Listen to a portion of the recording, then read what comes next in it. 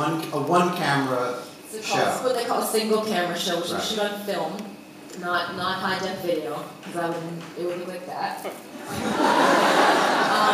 And it takes a long time, to shoot.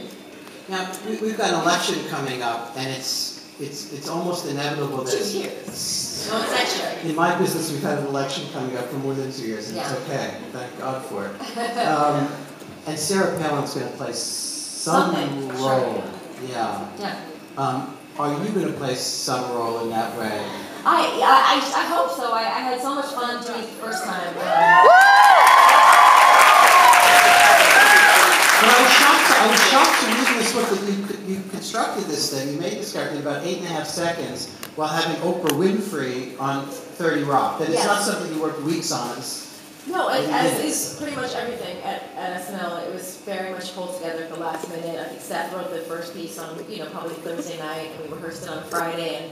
And yeah, in the book I talk about the day that we ended up doing the first Palin sketch was a Saturday. And it was also the day that it had been prearranged that Oprah Winfrey had agreed to fly herself in and shoot an episode of 30 Rock with me. Right. And we really needed to get that Oprah stuff done. There was no risk. I couldn't risk moving that or rescheduling that because we had only gotten her to do it by the skin of our teeth. And so I shot with Oprah from like 6:30 in the morning till 5. And she really smells that good. You she said smells great. She's gorgeous. I can't tell you enough about it. And then on the turnarounds between the setups, I would go and watch YouTube clips of Sarah Palin. And what did you pick up from the voice? How did you put it together? Well, gosh, I don't quite. I mean, it's like flowers for Algernon. At the time, I was used to. Thankfully, she has a really super strong accent. This is another thing that Dana Carvey was talking about. Is like sometimes for real impressionists like Dana Carvey or Daryl Hammond, they can take someone who to the neutral ear sounds just like a regular person talking and find that hook. But sometimes, if he was using the example of Ross Perot or the case of Sarah Palin, sometimes it's kind of handed to you on a plate. She has such an extreme accent. For me, it was I tried to do my friend Paula's grandma, who used to say like, "Oh, Paula's sleeping. No, she can't talk to you now." My friend Paula's grandma, and also she, I just kind of noticed that she did a lot of she did a lot of smiling when she talked. She was like real pleased with herself, and that's like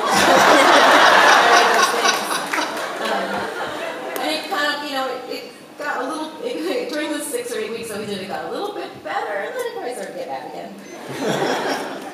No, you had to then do a show with her. Weren't you freaked out by that? It was Were you out of your mind to have her on? I mean, was it?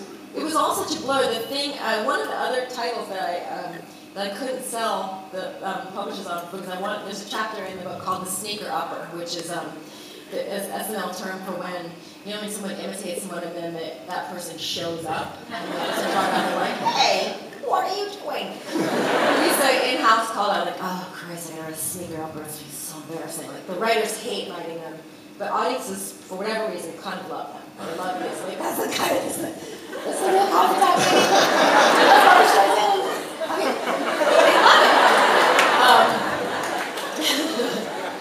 they love it. So I thought that we got from like first ever sketch to Sneaker Upper in 8 weeks. Usually you get to do the character for like 2 years before that happened.